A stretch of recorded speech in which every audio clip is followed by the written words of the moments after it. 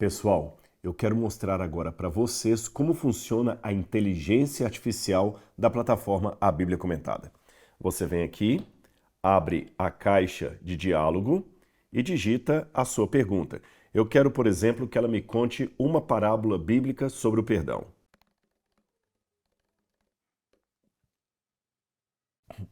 Então você percebe aqui que ela já me deu a parábola do filho pródigo, que está em Lucas capítulo 15. Agora eu vou fazer outra pergunta. Vamos lá. Qual era o nome dos filhos de Jacó? Vamos lá? Ela me deu todos os nomes aqui, olha. O nome dos filhos de Jacó eram Ruben, Simeão, Levi, Judá, Dan, Naftali, Gad, Aser, Isacar, Zebulun, José e Benjamim. Contou direitinho. Mais uma perguntinha. Vamos agora saber quem foi chamado de discípulo amado. E ela falou bem aqui, olha. O discípulo amado referido na Bíblia é João, um dos 12 discípulos de Jesus.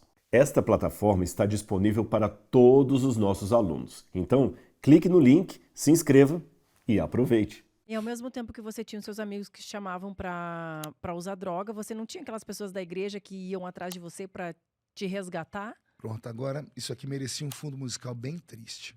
Realidades da igreja do interior.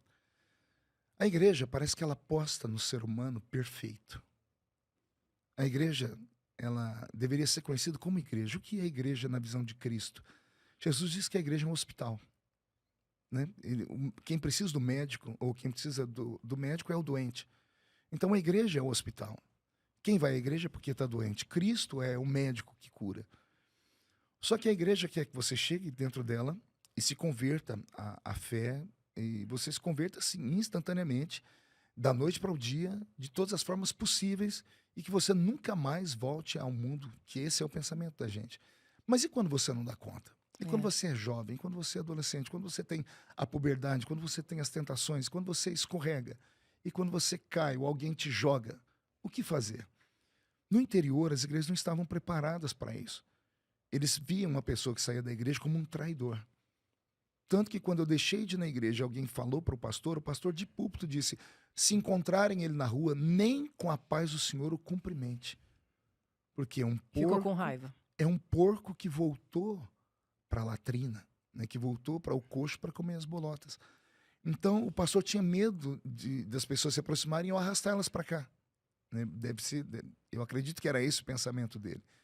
Então, por incrível que pareça, ninguém me procurou.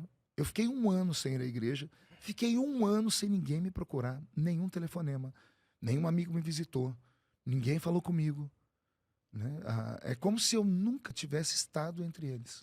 Mas você sabe que isso também acontece nos dias de hoje, né? Acredito. Com certeza isso acontece nos dias de hoje. As pessoas também ficam bravas porque aquela pessoa se perdeu em algum momento, quando na verdade nós cristãos temos que abraçar, temos que chamar de volta, né? Quando aquela pessoa diz assim, dá um tempo. Se você der esse tempo para a pessoa, muitas vezes ela se perde, ela tira a própria vida, né? E nós estamos aqui para ir lá e falar, levanta, vamos junto, vamos para a igreja, eu te levo. Mas uma coisa é a ovelha perdida, outra coisa é o filho pródigo, né? Então, nós temos que ter esse discernimento também, porque ele era conhecedor da palavra, ministrava a palavra, ele pelas suas próprias decisões... Mas eu era um adolescente. Também. Eu não tinha minha mente formada. Sim. Eu tinha 16 anos. Mas não era com 21 daí já que estava... Não, eu ainda era jovem, eu tinha saído da igreja. 17. Estava no 16. Eu voltei para a igreja com 17. Só que nós não podemos esquecer do contexto do qual ele estava inserido. Uma cidade onde a vida é centrada na igreja. Antes era a igreja católica. Todas as comunidades se formavam por intermédio de uma igreja. Você vai ver no interior, tem a pracinha, a igreja onde reúne as pessoas. Então qualquer coisa que acontecia... É passível de entendimento isso. Hoje, com o entendimento que nós temos acerca da Bíblia, nós temos que sim acolher, principalmente esses jovens, adolescentes, mas a igreja da qual eu fazia parte já era uma igreja que na época tinha 60 anos de existência. Então a igreja ela não pode se desfazer da ovelha que caiu, ou que se jogou, ou que se machucou. Porque quem foi marcado pelo evangelho, ele vai carregar essa marca para o resto da vida. Não peca em paz, né? Não Eu peca costumo mais em dizer, paz. você escapa de um raio, mas não escapa mais do preconceito das pessoas que sempre vão te olhar. Na hora que um amigo encher a cara de cachaça ou estiver drogado, ele vai lembrar e falar assim, ei, crentinho, o que você está fazendo aqui? Acho que é até a forma que o próprio Espírito Santo permite que o diabo se segue por um momento para chamar a atenção da gente, para a gente ver onde é que a gente está, o que nós estamos fazendo. Aconteceu isso comigo inúmeras vezes, né? Mas o que me deixou machucado na época é que ninguém da igreja foi me procurar. Ninguém. Pelo Passou um contrário, ano. te ignoravam. Me ignorava. Aí passou um ano, né? Nesse um ano que passou, aí vem Jesus e trabalha. Aí ele começa a trabalhar, né? Quando ele tem algo na vida de alguém, o bom pastor ele deixa as 99 e vai correr atrás daquela ovelhinha perdida mesmo. O Senhor Deus fez uma obra na minha vida dentro de um clube. O nome do clube era CREO, Clube Recreativo de Esportes de Orlândia, né? Era o único clube da cidade. E lá a gente fazia eram as boates da noite. Eu lembro que eu tinha um grupo nessa época, fora da igreja, porque quando você se afasta de Deus, o diabo ele coloca um anzol no seu queixo e ele te arrasta para as profundezas. O que você não fez de uma vida inteira, você é capaz de fazer em um mês só. A Bíblia Sagrada de Jesus diz, né, que a casa estava suja, vem o Espírito Santo e limpa a casa. Aí o espírito ruim que estava sujando a casa foi embora, ele sai perambulando e daqui a pouco ele volta. E se ele encontrar a casa limpa e aberta, ele volta com 7 piores. A pessoa afastada do evangelho, ela é pior do que um ímpio que nunca conheceu a fé. Por quê? Porque ele já esteve no Santo dos Santos. Então, todas as vezes que ele vira as costas para Cristo, uma vez tendo ele estado no Santo dos Santos, é como se ele crucificasse Jesus de novo, é como se ele cometesse uma blasfêmia novamente. Então, eu estava nesse período, né, vivendo essa fase. E dentro de um clube, com os meus amigos, nós tínhamos uma banda chamava Se Riva, eu vou bater, chamava Thundercats. Meu Deus. Eram grupos, a cidade tinha isso, gangues, né? E um rapaz dentro do baile, ele me afrontou, me deu um tapa no rosto, meu grupo viu isso, e nós fomos na casa de um menino que chamava, oh meu Deus, como é que era o nome do garoto? Não era nome, era apelido, Pantera. Nós fomos na casa do Pantera. Logo do Pantera, não é do Thundercats? Não fazia parte? Tem um Panther no Tem um Panther, Thunder... tem um Panther, tem um Phantom, tem um Ele não o tava Lion. fazendo parte. Aí o Pantera pegou o revólver do pai dele, que era policial. E nós fomos tentar entrar no clube, não deixaram entrar armado. Escondemos o revólver numa moita de capim num canto. Eu disse, quando terminar essa noite, de hoje não passa. Meu Deus. Naquela noite eu ia fazer uma besteira muito grande. Aí eu estava lá dentro do clube, bebendo, drogado, estava pulando, e entrou uma pessoa dentro do clube. Eu só me lembro assim de nuances, né? Porque eu tava dopado. O rapaz estava de roupa social, dentro de um clube onde só tinha maloqueiro. Ele me segurou pela gola da camisa, ele me deu um tapa no rosto para chamar minha atenção, falou, acorda, acorda. Ele disse, Deus me mandou vir aqui te tirar daqui de dentro agora, porque ele não garante a sua vida até o fim dessa noite.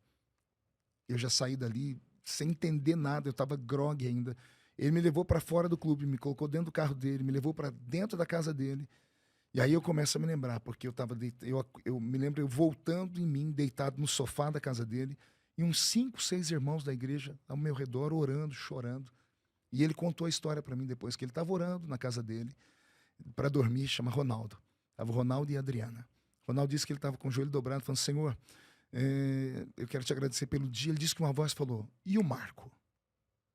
Ele olhou para a Adriana, que estava ajoelhada também, orando, disse, Adriana, você me falou alguma coisa? Eu disse, não. Falei, eu estou com sono atrasado, então. Ele voltou a orar e a voz falou de novo, e o Marco? Ele falou, a voz falou comigo de novo. Ela disse, se você ouviu 2 vezes, é o Senhor falando. Aí ele falou, mas que Marco? Eu falei, só tem um. O Marquinho, que é na igreja. Aí ele ligou para um outro amigo, entraram dentro de um carro e saíram pela cidade pequena. Foram procurando os clubes e acharam o CREO. E lá na porta do Clube Recreativo de Esportes de Orlândia, que é o CREO, eu tinha uma mobilete.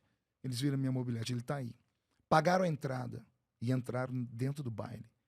E agora sim, né, quando Deus quer fazer, porque numa cidade pequena, se passa um crente ali perto, um irmão que trabalhava de noite, e visse aqueles meninos entrar dentro do baile, eles estavam excluídos no dia seguinte na igreja. Até explicar o que eles estavam fazendo ali dentro. Imagina. Mas eles entraram porque o Senhor mandou eles entrarem. E o Ronaldo me tirou lá de dentro. E aí eles oraram comigo. Quando às 3, 4 horas da manhã eu estava em pranto, o Senhor me renovou. E ali começou um processo da minha volta para os caminhos do Senhor. Mas eu fiquei 1 ano abandonado.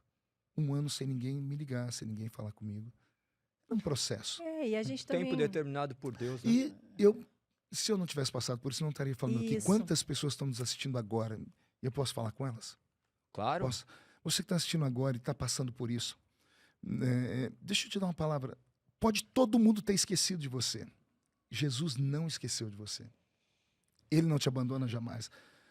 Às vezes, nos processos da vida, eu aprendi uma coisa. Deus, muitas vezes, ele fecha os lábios, mas ele nunca fecha os olhos.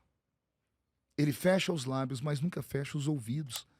Então, possa ser que Deus não está falando com você agora, através de outra pessoa, ou nem aquela voz interior, mas os olhos dele estão sobre você e os ouvidos dele estão aí com você. Ele está te ouvindo. Tanto é que ele está usando a gente para falar com você agora.